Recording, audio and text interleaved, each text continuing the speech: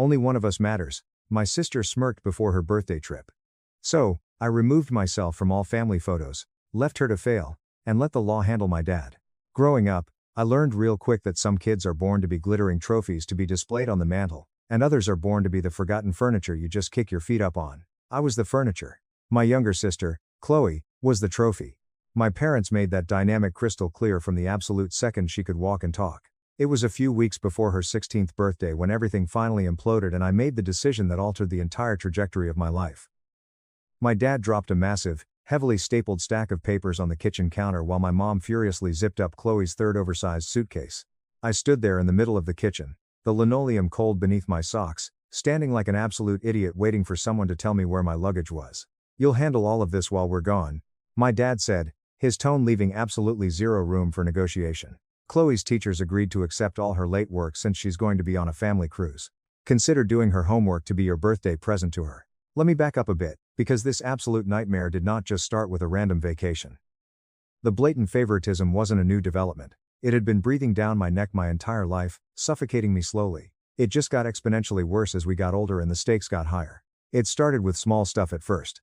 She got the vastly bigger master-style bedroom with the walk-in closet, the brand new top-of-the-line laptop every 2 years, and the pristine car for her sweet 16.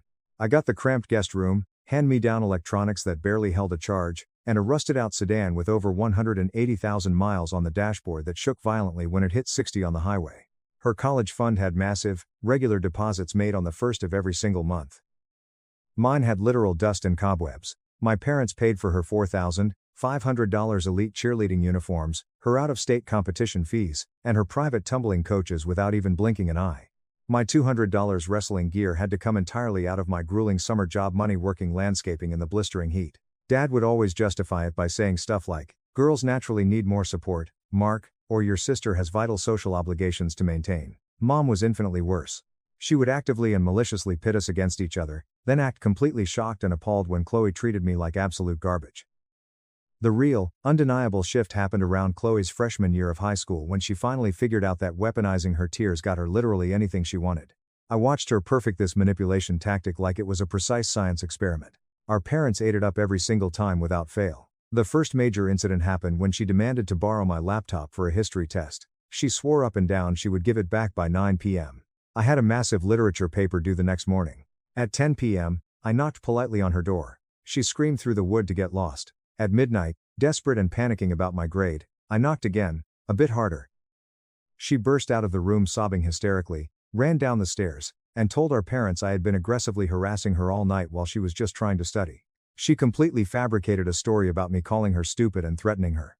Dad looked at me like I had just committed a literal war crime. He sent me to my room screaming, without even pausing for a fraction of a second to ask for my side of the story. My laptop miraculously showed up the next morning sitting on the kitchen table with a deeply cracked screen and sticky, foul-smelling coffee stains all over the keyboard. When I furiously showed them the damage, Chloe just cried even harder and claimed I was trying to frame her because I was deeply jealous of her academic success. Mom actually forced me to look Chloe in the eyes and apologize to her for being a destructive liar. After that devastating day, I learned to just shut my mouth and stay completely invisible. Chloe would constantly create massive chaos, and I would inevitably take the fall. Any protest, any defense, just made me the ultimate villain in their twisted narrative. The pattern repeated on an endless, exhausting loop. The grand cruise announcement came exactly 3 weeks before her birthday. They called a mandatory family meeting in the living room. Dad sat down and proudly explained that they had planned something incredibly special for Chloe's sweet 16. A 10-day luxury Caribbean cruise, with travel making it 12 days door-to-door, featuring all the expensive bells and whistles, balcony suites, and premium excursion packages. "The whole family is going," Mom announced with this massive, beaming smile. For a brief, stupid second, I actually felt something close to genuine excitement. Maybe this was finally going to be different. Maybe I was actually part of this family. "Mark stays home, obviously," Mom casually added, her tone exactly the same as if she were mentioning a mild chance of rain. "Someone reliable needs to watch the house, feed the dog, and handle Chloe's massive backlog of schoolwork. She absolutely cannot be stressed about her grades while she's trying to celebrate her milestone birthday." The tiny spark of excitement in my chest died a violent death right then and there. Chloe's smile from across the coffee table was pure, concentrated poison. "You get it right, Mark? This is my special day. My expensive trip. Some of us actually matter in the real world." I just nodded numbly, because arguing with these people was exactly like arguing with a brick wall, pointless and painful. I quietly said I understood and retreated to the safety of my room. The next 3 weeks leading up to the trip were absolute hell on earth. Chloe's frantic, screaming excitement filled every single corner of the house. Endless shopping bags from high-end boutiques appeared on the kitchen island daily.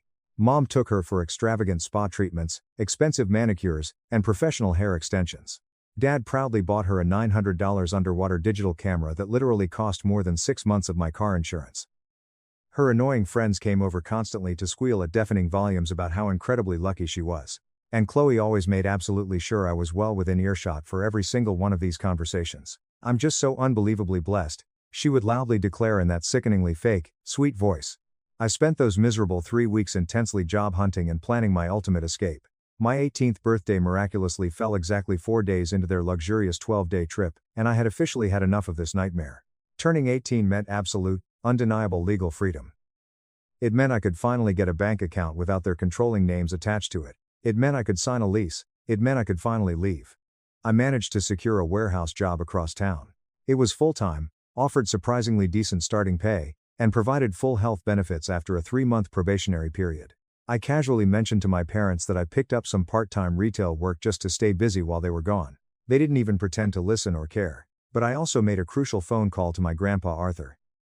He lived about 4 hours away, 2 states over, and he was genuinely the only adult in my entire bloodline who ever treated me like a living, breathing human being. I poured my heart out. I told him about the extravagant cruise, the unbelievable homework dump, the blatant disrespect, all of it. His gruff response over the phone was just 4 simple words: "Good. Get out, boy." That absolute validation was exactly when I knew, deep in my bones, that I was making the right call. The chaotic morning they finally left, I set my alarm for 4:30 a.m. Some outdated, pathetic part of my brain still genuinely thought families were supposed to say proper goodbyes before long trips. Dad was already standing in the kitchen, aggressively scrolling through his phone and drinking black coffee when I came downstairs. I quietly said, "Good morning." He just grunted without looking up. That was the entire extent of our father-son interaction. Chloe thundered down the wooden stairs wearing a brand new designer travel outfit. She looked at me standing there, and her whole face immediately soured with disgust. That is exactly when Dad picked up the massive, heavy stack of homework and dropped it aggressively on the counter right in front of me. Chloe's teachers generously agreed to take this late since she's traveling internationally for her birthday. This needs to be completely done and turned in first thing Monday morning, or she fails 3 core classes. I stared blankly at the towering pile. There were 3 dense English literature essays on classic books she definitely hadn't even cracked open. There were dozens of advanced calculus worksheets she had completely ignored all semester. There was a massive history project on the Cold War, complete with required primary citations and a formatted bibliography. It was easily 40, maybe 50 hours of intensive academic work. "You're serious right now?" I asked, my voice completely flat. "Do I look like I'm making a joke?" Dad's voice had that sharp, dangerous edge to it. "You are currently living under our roof, eating our expensive food, and using our utilities. This is a very simple ask. Do not make this difficult, Mark. I have a new job starting Monday," I stated clearly. "Then you need to manage your time better and sleep less. This is exactly what family does for each other." Mom suddenly appeared from the hallway holding Chloe's ridiculous memory foam neck pillow and her precious monogram travel blanket. "Sweetheart, please don't fight us on this. The arrangements are already officially made with the school administration. Just sit down and do the work." Chloe casually examined her freshly painted acrylic nails. "Honestly, Mark, most normal people our age easily balance jobs and schoolwork. Stop being so incredibly dramatic. These are effectively your assignments now, your grades to maintain." She shrugged carelessly. "And you're my older brother. Brothers are supposed to help. That's just how the world works." I looked desperately at my mom, then at my dad, silently waiting for just one of them to acknowledge how mathematically insane and morally bankrupt this demand was. Neither did. They were already completely moving on, frantically checking their expensive watches and calculating the morning highway traffic to the airport. "How long will you actually be gone?" I asked softly. Chloe's resulting laugh was pure, unadulterated cruelty. "Long enough for you to finally stay home and contribute something useful to this family for once." They walked out the door exactly 20 minutes later. Mom gave me a highly distracted, dismissive wave over her shoulder. Dad didn't even bother to look back once. Chloe dramatically blew a mocking kiss from the tinted window of the Uber Black they had ordered. The large house went completely, deafeningly quiet. I stood alone in that massive, sterile kitchen, staring down at a mountain of homework that wasn't mine, feeling something heavy and permanent finally settle deep in my chest. The last lingering thread of familial obligation snapped. I calmly picked up the massive stack of papers and carried it to my desk. Then I pulled out my phone and made one single phone call. Grandpa Arthur answered on the second loud ring. "You leaving that house today?" As soon as I finished packing up my room, I replied, my voice steady. "Good man. You need any cash? I've been saving up some funds for you. I got a solid job lined up and a cheap room rented. I'm good, Grandpa." There was a long, heavy pause on the line. Then he said something that didn't make complete sense until much later. "Your parents are going to deeply regret this, Mark. More than they could possibly know right now. You just focus entirely on yourself and your future. I'll handle the rest on my end." I didn't ask what he meant, I just sincerely said thanks and hung up. That entire Saturday, I spent methodically packing clothes, my laptop, and vital documents I had been secretly collecting for weeks. My original birth certificate, my social security card, my official sealed school records. I had previously requested duplicate copies from the main office, convincingly claiming I needed them for early college applications. My grandfather's vintage watch he gave me for my 10th birthday. Every single thing that mattered to me fit perfectly into 2 battered duffel bags and 1 faded black backpack. 18 years of existence condensed into 3 small bags. Then I started the real, emotionally taxing work, the family photos.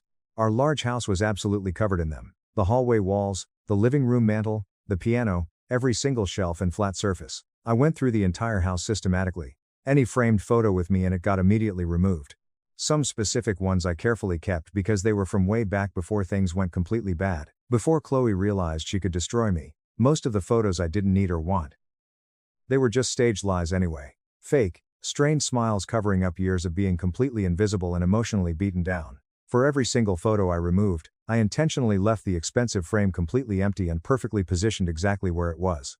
I desperately wanted them to see exactly how many moments I had been entirely erased from. I wanted them to excitedly walk back into their perfect home and see absolutely nothing but glaring blank spaces where their son used to be. The entire process took me over 3 hours. Then I finally dealt with Chloe's massive mountain of homework. I didn't throw it away in the trash. That would be too easy for them to spin as me being vindictive. Instead, I sat down and read through every single assignment. I saw exactly how incredibly little work she had actually done all semester. I organized it all back into a perfectly neat, straightened stack on the kitchen island. I grabbed a bright yellow sticky note, placed it dead center on top, and wrote in massive, bold letters, "Not my problem. Good luck failing." Before leaving, I grabbed the large custom family calendar off the kitchen wall. It was Mom's absolute pride and joy, obsessively color-coded and organized within an inch of its life. Chloe's endless activities were all written in bright purple ink: doctor appointments, private cheer practice, friend hangouts, expensive spa days. My few college application deadlines were written in faint pencil, incredibly easy to erase or ignore. My upcoming 18th birthday wasn't marked on the calendar at all, it was just a blank white square. I took a thick red permanent marker, circled the date 4 days from now, and wrote, "Mark turns 18 and moves out forever," in the absolute biggest letters that would physically fit inside the box. I left the calendar wide open on the granite counter where they would be forced to see it the literal second they walked in. Then I walked out the front door, locked it securely, dropped my shiny house key down the storm drain on the street corner, and drove my shaking, rattling car to my new place. I never looked back in the rearview mirror. Update 1. My 18th birthday officially arrived at 5 a.m. on a freezing Tuesday morning in a massive industrial warehouse parking lot. There was no chocolate cake, no colorful cards, no family singing terribly off-key. It was just me sitting alone in my freezing car, drinking burnt gas station coffee, and quietly watching the sun come up over the shipping containers. And honestly, I was thinking this was already infinitely better than any forced, miserable birthday they had ever given me. The warehouse job was exactly the grueling, mind-numbing labor I desperately needed. Unloading heavy trucks, moving massive pallets of inventory, aggressively scanning hundreds of cardboard boxes. My shift supervisor, a guy named Vince, was this intimidating 50-something guy with a thick gray beard and a severe limp from a workplace knee surgery gone completely wrong years ago. He took exactly one piercing look at me on my very first day and bluntly said I looked like a kid desperately running from something terrible. I looked him back in the eye and told him it was actually more like I was finally running towards something better. He barked a loud laugh, slapped my shoulder, and said that was usually the much better direction to go. Vince quickly became the first adult in a very long time who actually treated me like I had inherent value. He showed me the complex ropes of the loading dock but didn't hover over me breathing down my neck. He gave me real, tangible responsibility. By day 3, he actually had me training 2 new temp hires on the forklift protocols. By day 5, he pulled me aside, told me I had serious management potential, and asked if I was planning to stick around this place long term. I looked at the massive stacks of boxes and told him, "Yeah, I am." And I genuinely meant it too. The cheap room I had rented was located in a modest, slightly run-down house owned by this incredibly sweet woman named Eleanor. She was a late 60s retired high school literature teacher who had tragically lost her husband to cancer a few years back. She had decided to convert 2 of her upstairs bedrooms into cheap rentals to help cover the rising property taxes, and because, as she bluntly put it, the old house was just way too quiet and lonely living all by herself. My rented room was extremely small, just a twin bed, a scratched wooden desk, and a wobbly dresser, but it was paradise. Nobody was violently screaming through the thin drywall. Nobody was maliciously blaming me for broken things I didn't touch. Eleanor's house rules were incredibly simple and refreshing. Keep the shared bathroom relatively clean, absolutely no loud noise or music after 10 p.m., and pay the $400 rent on time on the first of the month. That was literally it. There was no emotional manipulation, no complex guilt trips, no screaming matches over nothing. It honestly felt like I had successfully relocated to another peaceful planet. The busy days quickly blurred together in a satisfying rhythm. Wake up for work at 4:30 a.m., clock in at 6 a.m., bust my ass until 3 p.m., come home by 4 p.m., eat a cheap, quick dinner, intensely study for the few online high school classes I was still finishing up to get my diploma, and fall into a dead sleep by 9:30 p.m. The daily routine was remarkably steady and incredibly healing.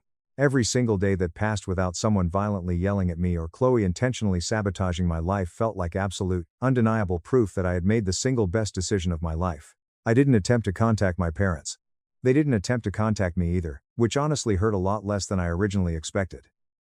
They were undoubtedly living it up, drinking cocktails on a massive luxury cruise ship in the crystal clear Bahamas, and I was sweating through my shirt moving heavy cardboard boxes in a dusty warehouse. And yet, somehow, I was infinitely happier than I had been in the last 10 years combined. The absolute silence officially broke on day 12. My prepaid cell phone had been completely turned off for days just to conserve the battery and my peace of mind. When I finally powered it on while sitting on Eleanor's front porch, my screen instantly froze, completely overwhelmed by the massive flood of incoming notifications. 47 missed calls. 14 frantic voicemails. 52 angry text messages. All of them had flooded in over the last 8 hours. They were finally home. I aggressively deleted every single voicemail without listening to a single second of them. I deleted the massive text threads without reading a single angry word. Then I permanently blocked all 3 of their phone numbers. My new, peaceful life was waiting for me. They could figure out their own miserable existence. But the desperate attempts didn't stop there. The next afternoon, while I was on my lunch break sitting on a pallet of dog food, I got an unexpected call from Mr. Davis, my old AP history teacher. He was genuinely the only adult at my high school who had ever noticed something was deeply, fundamentally off with my family dynamic. "Mark, I really need to talk to you about something serious, Mr. Davis said, his voice tight with concern. Your parents just aggressively called the school administration demanding to know your exact whereabouts. They also screamed at the principal about Chloe's missing mountain of assignments." He paused, taking a deep breath. "Do you want to tell me what exactly is going on, kid? I turned 18, I permanently moved out. I got a full-time job and a safe place to live. I'm completely good, Mr. Davis," I replied calmly. "And regarding the massive pile of homework they mentioned, that is not my homework, therefore it is not my problem. Chloe had the entire 16-week semester to do it. That massive failure is entirely on her." The heavy silence stretched out over the phone line for a long moment, then Mr. Davis said something that genuinely surprised me. "Good for you, Mark, you have always deserved so much better than what they gave you. But I need to warn you, your parents are absolutely unhinged right now. They are insisting on coming down to the school in person tomorrow morning, and they are loudly claiming to anyone who will listen that you are in severe danger, or kidnapped, or involved in something highly illegal and dramatic. Please just tell the administration that I am a legal adult, and I am officially requesting absolutely zero contact with them. That is literally all they need to know." "I absolutely will, Mr. Davis promised. But they are also loudly demanding that the school board legally force you to complete Chloe's missing coursework since they allegedly arranged it with her teachers before leaving. I'm just giving you a friendly heads up that this situation is about to get extremely messy." "Let it get messy," I laughed, a real, genuine laugh. "I am absolutely not doing a single page of her homework." He chuckled softly. "I honestly never thought you would. Take good care of yourself, kid. Call me if you need a character reference." That exact same evening, around 7 p.m., Eleanor knocked softly but urgently on my bedroom door. "Mark, honey, your parents are currently standing on my front porch. They look extremely agitated and highly aggressive. I thought you should definitely know before they start making a massive public scene and waking up the neighborhood." My stomach instantly dropped into my shoes. "Did you actually tell them that I live here?" "Absolutely not," Eleanor said, crossing her arms defensively. I simply told them through the screen door that I have a legal tenant named Mark, but I absolutely do not discuss my private tenants with angry strangers. They are incredibly persistent, though. They are refusing to leave the property. You should probably handle this before I have to call the authorities. I took a deep breath, steadying my racing heart, and followed her down the creaky wooden stairs. Looking through the sheer living room curtains, I could clearly see my dad pacing furiously back and forth across the front lawn like a caged, rabid animal. Mom was sitting rigidly in the passenger seat of his SUV, aggressively typing on her phone. Chloe was lounging in the back seat, casually scrolling through TikTok, looking incredibly bored. I unlocked the deadbolt, opened the heavy front door, and stepped out onto the wooden porch. Eleanor stayed inside the house but remained highly visible through the screen door, holding her cell phone, ready to provide backup if I needed it. Dad instantly spotted me, and his rigid expression morphed from brief relief to absolute, explosive rage in less than half a second. He charged toward the porch steps. "What the absolute hell is the meaning of this, Mark?"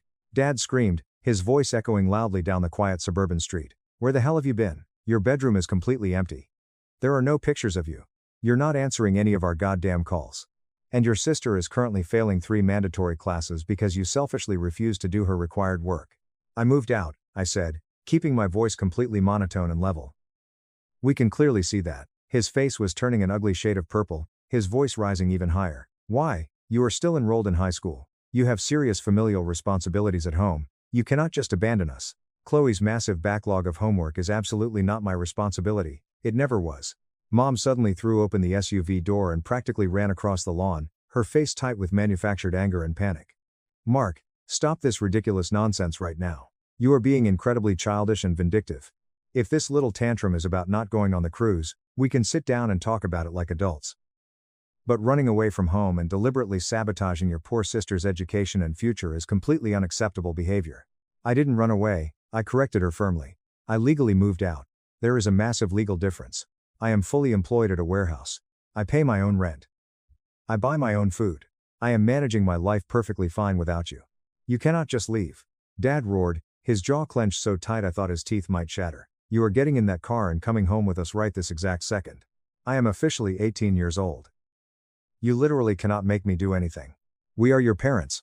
Mom shrieked, clutching her designer purse like a weapon. "You were my parents when you casually left me home alone from a massive luxury vacation just to do someone else's neglected homework." I fired back, the years of suppressed anger finally bleeding into my voice. "You were my parents when you completely forgot my 18th birthday even existed because you were too busy at a damn spa. You were my parents when you spent 18 long years making it violently clear that I was infinitely less important than her." I pointed an accusing finger directly at the SUV where Chloe was now watching the drama unfold with wide eyes. "So, no. I am completely good where I am." Chloe finally shoved the car door open and stomped over, her face flush with anger. "You are being so freaking dramatic, Mark. You're just pissed off because you didn't get to go on my special birthday trip. Grow the hell up. The entire world does not revolve around you." I actually laughed out loud at the sheer, blinding hypocrisy. "Yeah, I definitely wouldn't want the world to revolve around me. That is exclusively your full-time job, right, Chloe? You desperately needed my help. You needed someone to do all your heavy lifting because you spent the entire semester doing absolutely nothing but taking selfies and whining." Mom stepped much closer, trying to use her soft, manipulative tone. "Mark, please. We can easily work this all out. Just pack your things and come home right now so things can finally go back to normal." "Back to normal?" I asked incredulously. "You mean back to where I am completely invisible except when you desperately need a scapegoat? Where Chloe gets absolutely everything handed to her on a silver platter and I get whatever garbage is left over? No thanks, I'm staying right here." "You maliciously took down all the family photos," Mom suddenly said, her voice cracking slightly. "Every single photo with you in it. You left the empty frames scattered everywhere. Why would you do something so deeply hurtful and psycho?" "Because," I stared directly into her eyes, "if I am not deemed important enough to be taken on family vacations, then I am certainly not important enough to be displayed in your fake family photos."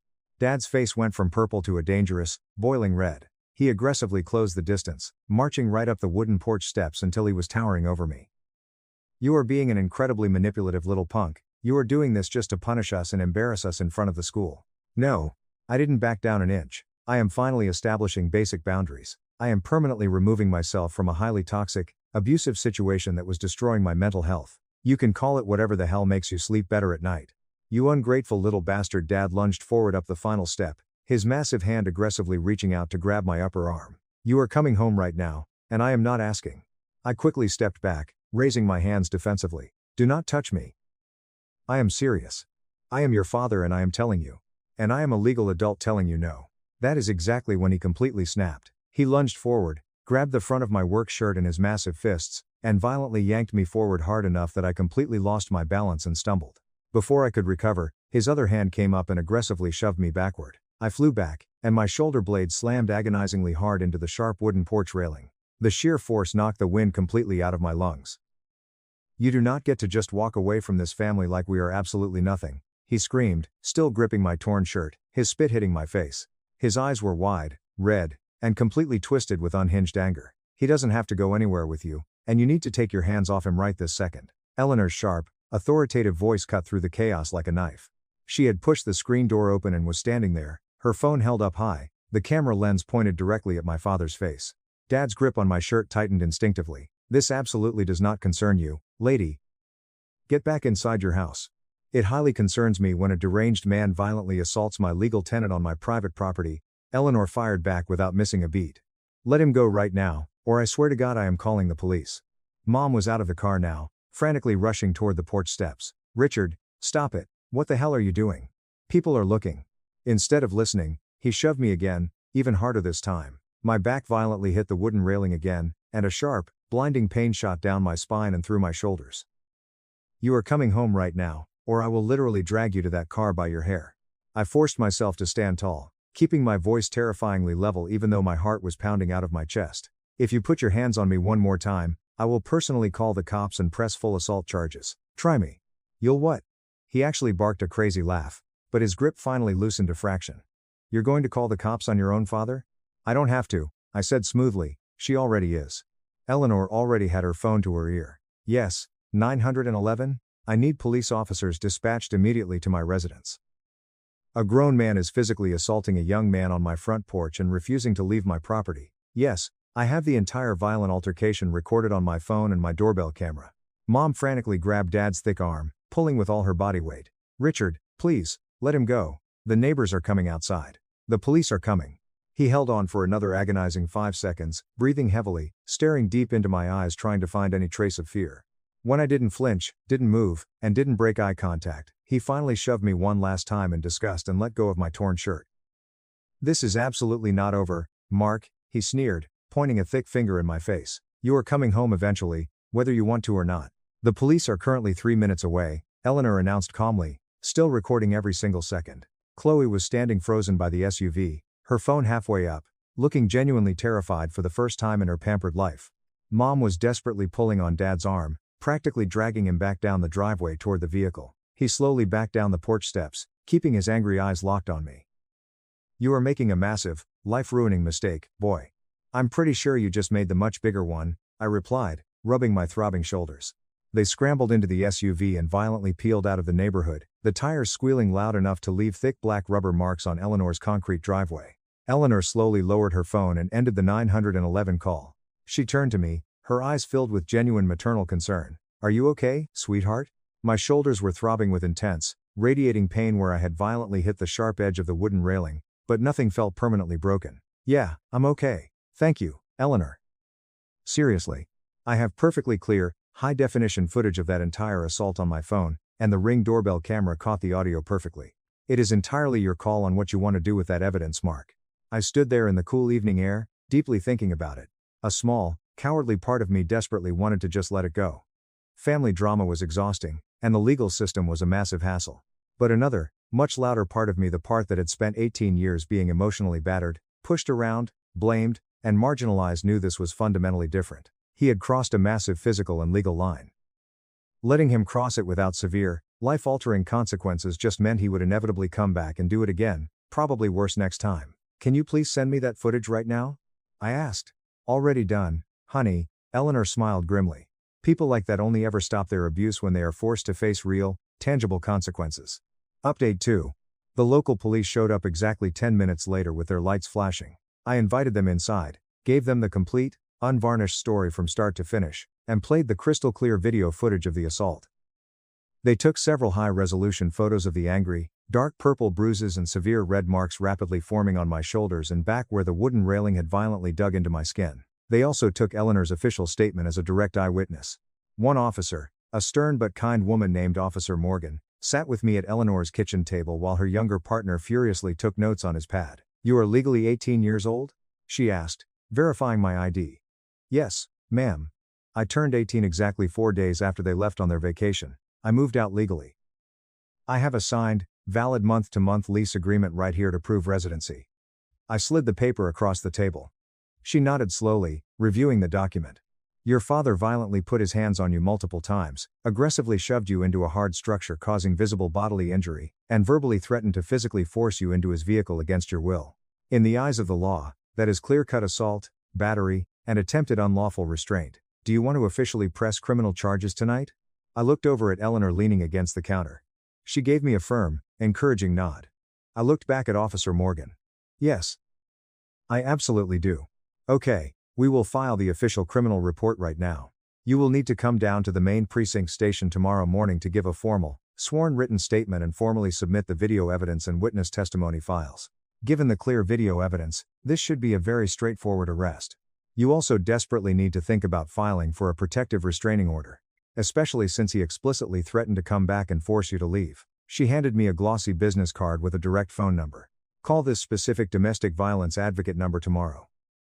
They will walk you step by step through the protective order process. Given the violent events tonight and the documented threats, you will easily qualify for an emergency temporary order immediately, with a full court hearing scheduled within a couple of weeks." After the police finally left, I sat alone on Eleanor's floral couch, feeling completely numb and exhausted.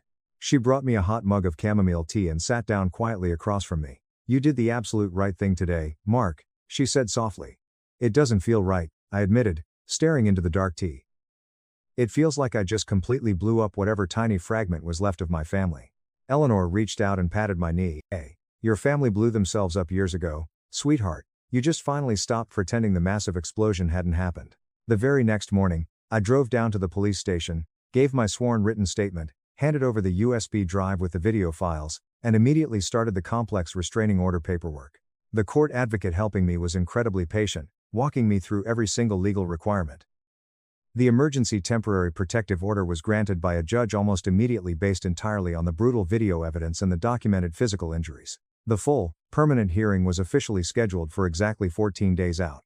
I found out later that afternoon from Mr. Davis that my dad had been officially served with the restraining order papers and a criminal summons directly at his corporate office by a uniformed sheriff's deputy. Mr. Davis also mentioned that my mom had aggressively called the high school again, hysterically crying to the principal, screaming that I was maliciously destroying their perfect family reputation. Mr. Davis told her very gently but firmly that criminal assault charges tend to have that exact effect on reputations. The next few days brought a massive, desperate wave of attempted contact. Dozens of voicemails from extended family members trying to play peacemaker. I didn't listen to a single one. Texts from blocked numbers using burner apps. Mr. Davis called again to inform me that my parents had actually shown up at the school a third time, aggressively demanding the administration physically force me to complete Chloe's missing coursework and legally compel the school to hand over my new home address. I firmly told them that neither of those things was ever going to happen. Mr. Davis chuckled over the phone. "I showed them the legal documentation proving you are an adult who requested zero contact. They were absolutely furious. Your dad started screaming, making empty threats about calling his expensive lawyers to sue the school." I laughed. "For what exactly? I'm 18 and I left voluntarily. There is literally no crime here except the one he committed on that porch." "That is exactly what the principal told him," Mr. Davis said. They were eventually escorted off the property by the school resource officer. "Just be careful out there, Mark." Through the high school grapevine, I quickly heard that Chloe's academic situation had rapidly devolved from bad to absolutely catastrophic. Because of her missing weeks of assignments, she had been officially placed on severe academic probation. Her teachers completely refused to accept any late work since it never materialized on Monday morning. My desperate parents tried aggressively arguing to the school board that I had verbally agreed to complete it as a binding contract, but without me there to confirm it or submit the work, there was absolutely nothing to grade. Chloe was mathematically guaranteed to fail 3 core classes. Mandatory summer school was her only viable option to stay on track for graduation, completely ruining her planned summer trip to Europe. I felt absolutely zero guilt about it. Work at the warehouse became my solid anchor in the storm. Vince noticed that I always showed up 30 minutes early, stayed late to sweep the floors, and worked significantly harder than guys twice my age. He started giving me serious logistical responsibility. I was managing inventory spreadsheets, coordinating incoming truck schedules, and running the forklift teams. One week, I noticed our morning loading schedule had massive semi-trucks waiting around idling for hours, burning fuel and wasting money, because of how poorly we had organized the dock assignments.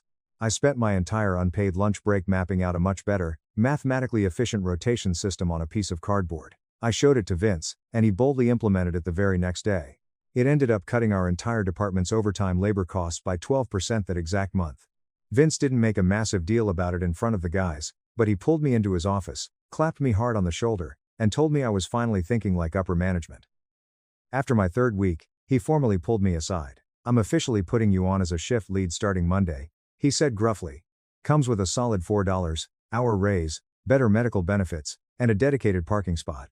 You've more than earned it, kid." The significant raise was enough that I could finally start aggressively saving real money for college tuition, for a reliable car, for a future that was entirely mine. The official restraining order court hearing finally arrived 2 weeks after the porch assault. I showed up to the courthouse wearing a cheap but clean suit, accompanied by Eleanor for moral support. I brought the official police report, the ring camera video on a tablet, and the high-resolution medical photos of the severe bruising that had formed on my back. Dad showed up wearing an expensive tailored suit, flanked by a slick, high-priced defense lawyer and my mother, who looked like she hadn't slept in weeks. The hearing took less than 30 minutes. The judge, a no-nonsense older woman, watched the video footage in total silence, thoroughly read the police report, and then demanded to hear both sides.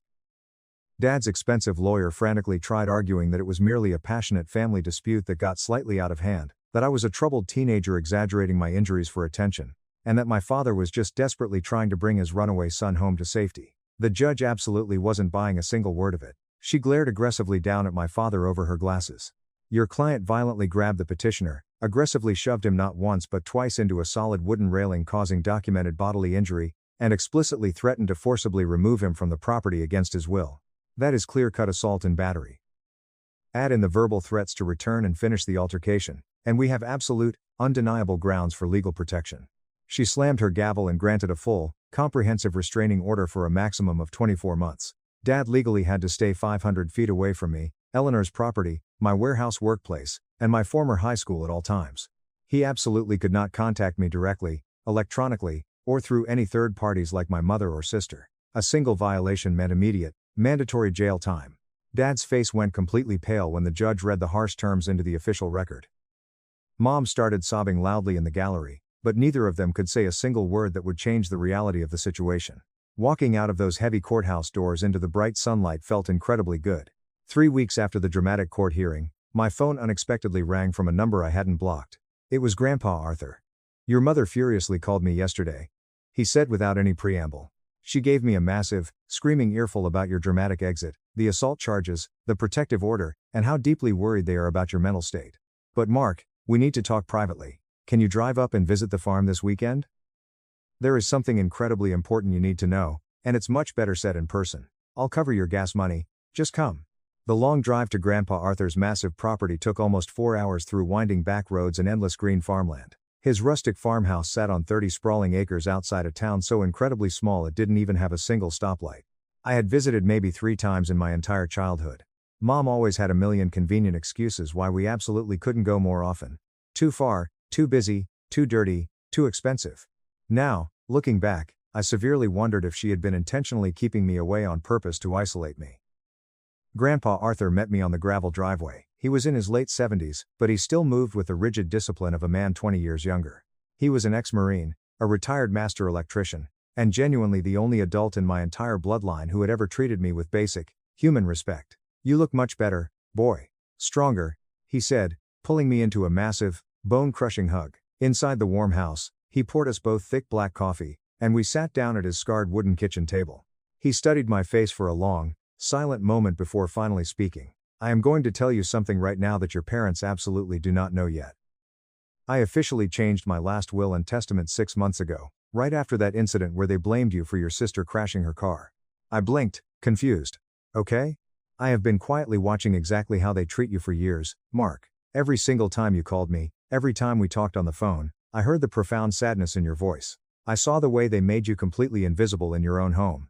I saw the way they threw massive amounts of money and attention at your spoiled sister and gave you nothing but the pathetic scraps." He leaned back in his creaky wooden chair, his eyes fiercely intense.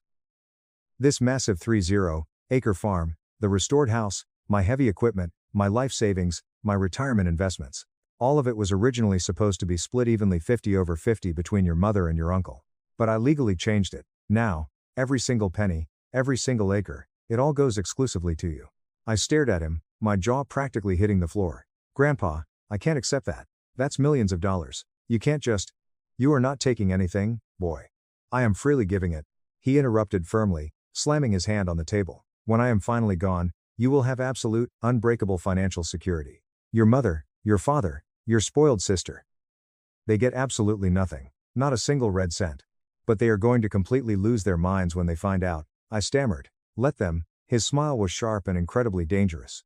They permanently lost the right to my hard-earned money the exact second they decided to treat my only grandson like absolute garbage. I have already formally filed all the ironclad paperwork with my estate lawyer. They can try to legally contest it all they want when I die, but it won't change a damn thing. It is bulletproof. I sat there in stunned silence, desperately trying to process the magnitude of this. A massive farm, land. Real, generational security I had never even dared to imagine having. Why are you telling me this right now? Because I desperately want you to know that you have a bright future, Mark. You are currently out there busting your ass, building your own independent life, and that is incredible. I am so proud of you. But I want you to know deep down that you have a massive, unbreakable foundation waiting for you when the time finally comes. Do not ever let them try to manipulate you into coming back with fake promises of college money or inheritance. You are already set for life. They just don't know it yet. We spent the entire rest of the afternoon talking. He asked detailed questions about my warehouse job, my promotion, Eleanor's house, my long-term plans. He told me dark, revealing stories about my dad's childhood I had never heard before. How Richard had been a completely different, kinder person before he met my mother. How Helen had always been toxically obsessed with public image, wealth, and status. How they had slowly, systematically poisoned each other into the miserable, abusive mess they had become. Your sister is just a tragic product of exactly how they raised her, Grandpa Arthur said sadly, looking out the window at the fields. It absolutely does not excuse her horrific behavior, but it explains it perfectly. She never learned how to handle consequences because they aggressively shielded her from every single one. You, though, you learned the hard way early on. It made you tough, it made you a survivor. When I finally left that evening as the sun was setting, he walked me out to my rattling car. Don't be a stranger, son, you are always welcome in this house. And if your parents start making serious legal trouble for you, you call me immediately. I have expensive lawyers on retainer who will crush them. I drove the 4 hours back to Eleanor's house with my head completely spinning. A house, land, real financial security, a massive future. It was absolute proof that at least one person in my miserable family had actually seen me, really seen me, and decisively decided I was worth something great. The rest of the high school semester was its own special kind of hell. Chloe actively avoided me in the hallways like I had the plague, but her annoying friends didn't. They would intentionally whisper loud enough for me to hear as I walked by lockers. Selfish, dramatic. Ruining her entire life because he was so jealous of her cruise. I just completely ignored them. I let them think whatever stupid narrative they wanted. None of it mattered anymore. Mr. Davis pulled me aside one day after AP History. Your parents are still aggressively calling the school board, still legally demanding we forcefully intervene in your living situation. I want you to know the entire administration is backing you 100%. You are 18. You are doing excellent work in your classes, and your personal life is absolutely not our jurisdiction. But they are making serious noise about trying to sue the district for emotional distress. They can try to sue whoever they want, I shrugged. It doesn't change reality. Plus, Dad legally cannot contact me or come within 500 feet of this building because of the permanent restraining order. They are being very careful about that. Mom is making all the frantic calls now. His name isn't on any of the complaints. He handed me a thick, sealed envelope. This arrived at the front office for you this morning. I thought you might want it, but you don't have to take it. Inside was a dense, 3-page handwritten letter from my mother. I almost threw it directly into the trash unread, but morbid curiosity ultimately won. It was 3 solid pages of absolute, textbook manipulation, dressed up as deep maternal concern. She wrote about how incredibly worried they were about my safety living in a slum, how I was tragically throwing my bright life away working manual labor, how they would be completely willing to pay for my entire college tuition if I just came back home, dropped the ridiculous assault charges, canceled the restraining order, and made things right with the family. How family was supposed to stick together through hard times and forgive each other's minor mistakes. There was not one single word of genuine apology in the entire 3 pages. Not one single acknowledgement of the horrific abuse, the blatant favoritism, or the violent physical assault on the porch. I showed the letter to Vince during our lunch break at the warehouse. He laughed a deep, booming laugh. This is really something else, kid. They are desperately trying to buy you back with heavy conditions attached. It always is with toxic people like that. They genuinely think love and respect are purely transactional. You do exactly what they want, they give you exactly what you need. The massive problem for them is, what you actually need right now doesn't cost a single dime of their money. He folded the letter and handed it back. You going to respond to this garbage? No point, I said, tossing it into the break room trash can. They wouldn't hear the truth anyway. But they kept relentlessly trying. More manipulative letters sent to the school, more frantic calls to blocked numbers, more desperate attempts to reach me through extended family and mutual friends.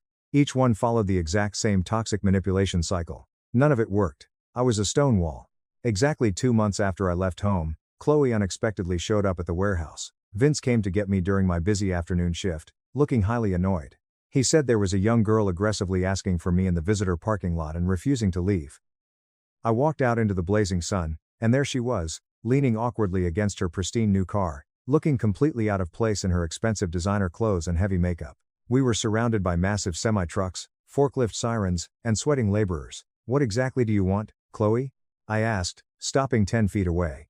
I just need to talk to you. Just for 1 minute. No parents involved, she pleaded, her voice trembling slightly. I crossed my arms over my chest. Talk then. I have a doc to run. I am currently failing my mandatory summer school classes, she admitted, looking down at her expensive shoes. If I don't pass these makeup exams next week, I absolutely won't graduate on time next year. Mom and Dad are absolutely furious with me, they are constantly screaming at me. They are blaming you for everything, but they are taking it out on me. Sounds like a massive you problem. I said coldly, Mark, please, come on. I know I totally messed up with the homework thing, but I'm desperately asking for your help. Just this once. Please help me study and pass these exams, and I swear I will never ask you for anything ever again. I laughed. A loud, genuine laugh that echoed across the concrete parking lot. You are seriously asking me to do your academic work for you again? After absolutely everything that happened? After Dad physically assaulted me? After you laughed in my face while you left for a cruise, and you genuinely think I am going to help you now? We are family, Mark, she cried, real tears finally spilling over her mascara. No, Chloe, we are just biologically related. There is a massive difference. Real family doesn't treat each other like disposable garbage. I stepped slightly closer, dropping my voice. You failed those classes because you refused to do the required work. That is entirely on you. You wanted to be treated like an adult? Figure it out yourself. Her eyes welled up with more tears. You're really going to just stand there and let me fail?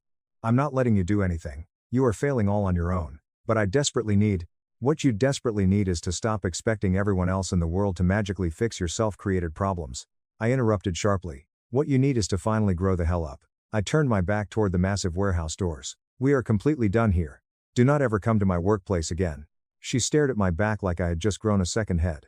The fake tears dried up instantly, rapidly replaced by pure, venomous anger. You are such a massive jerk, Mark. Mom was completely right about you. You are incredibly selfish and cruel, and you genuinely don't care about anyone but yourself. Cool. Are you done throwing your tantrum? I didn't even turn around. She screamed in frustration, got into her expensive car, and violently peeled out of the industrial parking lot, almost clipping a massive delivery truck on her way out. 3 days later, Grandpa Arthur called me again, chuckling darkly. Your mother finally knows about the updated will, Mark. How did she find out? I asked, surprised. I personally called her and told her, he said proudly. I figured it was finally time she knew exactly where she stood in this family. She spent an hour screaming into the phone about how I was maliciously punishing her and destroying the family legacy. I thought you should know it's about to get extremely ugly on your end. Is she threatening to legally contest it? Oh, absolutely. She's screaming about getting expensive estate lawyers involved, claiming I'm mentally unfit, the whole dramatic production. Will any of that actually work? I asked, slightly worried. Not a snowball's chance in hell, he laughed. I had 3 separate independent doctors sign off on my absolute mental competency the exact day I signed the new will, and my lawyer is a literal shark. It is ironclad. But Mark, she is going to come at you incredibly hard now. Do not fall for her fake tears. I absolutely won't, Grandpa. Good man. Stand your ground. I am so damn proud of you. He was absolutely right. The very next week brought an absolute flood of insanity. Mom sent massive, unhinged messages through extended family members about how completely heartbroken and devastated she was that I had manipulated my senile grandfather into giving me the family estate. Chloe posted long, dramatic rants on her public social media accounts about ungrateful, toxic family members who maliciously abandon the people who raised them, steal inheritances, and then assault their own fathers with entirely false police charges. I completely ignored all of it. I kept working my warehouse shifts, kept saving my money, and kept building my new life. Then Mr. Davis called with news that proved exactly how desperate they had become. It was a Saturday morning in late October. "Mark, you really need to hear this. Your parents just left the school building.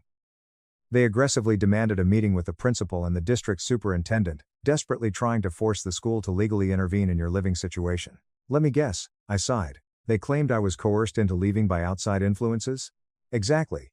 They are loudly claiming your grandfather aggressively manipulated you into moving out so he could isolate you and cut them out of his will. They want the school district to officially document that you are being financially and emotionally exploited by an elderly man." I couldn't help it, I laughed. "That is incredibly creative, I'll give them that." "It gets even better," Mr. Davis chuckled. "The superintendent flatly told them the school has absolutely zero jurisdiction over your personal life, and that all official documentation clearly shows you left voluntarily after turning 18. Your mom actually threatened to go to the local news media about the school failing to protect innocent students from predatory family members." "She is really going all in on this delusion," I said, shaking my head. "She is absolutely desperate, Mark, just keep your head down." After we hung up, I sat on the porch thinking about exactly how far they were genuinely willing to go to maintain their twisted version of reality. It was never actually about me. It had never been about me. It was entirely about their loss of control and their public image. Monday evening, Eleanor asked if I wanted to join her for dinner. We had slowly fallen into a comfortable routine where once or twice a week she would cook a massive meal, and we would eat together at the table, just talking about our days, the weather, or books. That night, she made an incredible pot roast with potatoes and carrots. "You have officially been living here for 6 months now, Mark," she said, pouring gravy over her plate. "It honestly feels much longer, but in a very good way, like you've just always been here. Thank you for taking a massive chance on me, Eleanor." "Seriously. It absolutely wasn't a chance," she smiled warmly. "You showed up on my porch with first month's rent in cash, a polite attitude, and a desperate work ethic. I knew immediately you'd be perfectly fine." She paused, taking a sip of water. "Do you ever hear from your toxic family anymore? They're currently making a lot of legal noise about my grandfather's will. Won't work though, it's ironclad." "Good," she said firmly. "Let them finally face the severe consequences of their own actions." Summer rapidly turned into a crisp fall. I officially enrolled in night classes at the local community college, strategically using my flexible warehouse management schedule to build required credits toward a degree in supply chain business management. I figured if I was going to eventually work my way up to regional director, I might as well get the formal education to back up my practical experience. Chloe officially failed her summer school exams. She had to completely repeat her sophomore year of high school while all her friends moved on to junior year. I heard through the relentless grapevine that she was loudly blaming me for entirely ruining her life, telling anyone who would listen that I had maliciously sabotaged her grades on purpose out of pure spite. The criminal assault charges against my dad slowly moved their way through the clogged legal system. His expensive defense lawyer eventually got the severe charges reduced to simple assault and a quiet plea deal to avoid a messy public trial, but he still had to complete 100 hours of grueling community service picking up highway trash, attend 6 months of mandatory anger management classes, and the strict 2-4-month restraining order stayed fully in place. I heard through my aunt that he was absolutely furious about the humiliating community service, and that mom was frantically trying to smooth everything over with our relatives by spinning wild, fabricated stories about how I had violently provoked him with a weapon. It didn't matter in the slightest. The court had the crystal clear video evidence. The undeniable truth was permanently on the legal record. December finally arrived, bringing heavy snow and freezing temperatures. Grandpa Arthur called me on Christmas Eve while I was decorating Eleanor's small tree. "Merry Christmas, Mark. A large package is coming your way via overnight delivery. Should arrive tomorrow morning." "Grandpa, you really didn't have to get me anything. You've already given me everything." "I absolutely had to." His voice cracked slightly with emotion. "You are genuinely the only family member I have left who is actually worth celebrating." The heavy package arrived on Christmas morning. Inside the box was a brand new, incredibly warm Carhartt winter coat for my warehouse shifts, a $500 gift card to the local grocery store, and a handwritten letter on thick paper. "Mark, I am prouder of the man you are becoming than I have ever been of anyone in my entire life. You are going to do incredibly great things in this world. The massive estate and the money are legally yours when I am gone, but you have already proven beyond a shadow of a doubt that you don't even need it to succeed. You are going to be incredibly successful with or without my help, and ironically, that is exactly what makes you the only one worthy of inheriting it. Love always, Grandpa Arthur." I smiled, a real tear slipping down my face, and carefully put the letter on my desk right next to a framed photo Eleanor had taken of us laughing together at Thanksgiving dinner. The busy spring semester started at the community college. I officially declared my major in business management and mapped out a solid 3-year plan for transferring to a major 4-year university. I started thinking long-term about my career, my finances, and my future. My life was absolutely not perfect. Some days at the warehouse were brutally exhausting. Some late nights studying I wondered if the intense stress was worth it. But then I would wake up in my quiet room at Eleanor's house, drive to a job where my boss and my crew deeply respected my work ethic, come home to absolute peace and quiet, and remember that this was infinitely better than the alternative. This life was entirely mine. I built it with my own 2 hands. Mom sent one final, desperate letter in late April. Inside the envelope was a glossy photo of me as a little kid, maybe 6 years old, smiling widely at my very first youth wrestling match. On the back of the photo, she had written in shaky handwriting, "We are so incredibly sorry for everything. We will always love you. And we pray that one day you can find it in your heart to forgive us and come home." I stared at the picture for a long time, looking at the genuinely happy kid who had absolutely no idea how much pain was coming his way. I didn't feel anger anymore. I didn't feel crushing sadness. I just felt a profound, overwhelming sense of total indifference. I carefully placed the childhood photo in the bottom drawer of my desk, closed it firmly, and went downstairs to help Eleanor cook dinner. Maybe someday in the distant future I would find a way to forgive them for stealing my childhood. Maybe I absolutely wouldn't. Either way, it didn't matter anymore. They were just ghosts in my rearview mirror, and I had a massive, beautiful life waiting for me ahead.